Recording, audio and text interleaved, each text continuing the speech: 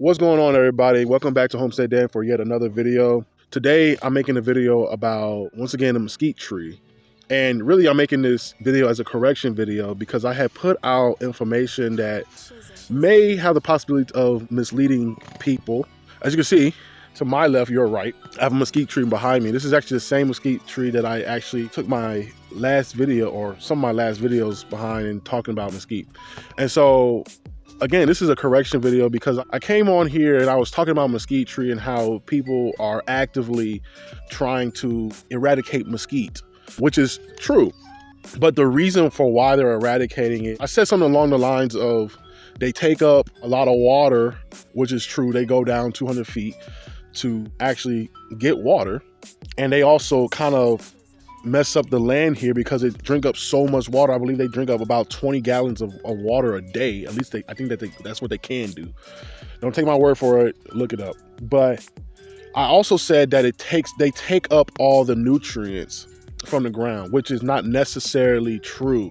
The grass needs nitrogen, and though mesquite can take up nitrogen from the ground, primarily mesquite actually pulls nitrogen out of the atmosphere. Once they're cut down and once the thistles drop, they actually release nitrogen into the soil, which is why plants and other trees like cedar and birch, they like to group around mesquite trees. Not that they're taking a lot of nutrients out of the soil, but they replenish the soil with nutrients such as nitrogen. Now, do they take up phosphorus and things like potassium? I believe potassium is responsible for allowing things to fruit, and also the phosphorus allows for extensive root growth and such like that, which this land is pretty rich in potassium, but the phosphorus can be picked up because it's a lot of clay dirt, and it's not much organic material in the clay. And so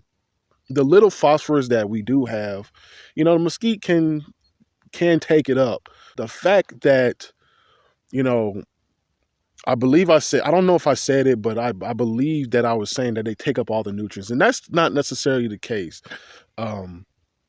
They're nitrogen fixers. So if you cut down a mesquite tree, they're going to release nitrogen back into the soil, which allows things to, be green and lush and look so beautiful and, full of life. And so that's what I wanted to come on here today and share with you all, that I'm actively correcting my mistake, and I don't want to actively mislead anybody with wrong information. That is not my primary goal at all. I want people to be as successful as possible. So that's the primary reason why I'm making this video.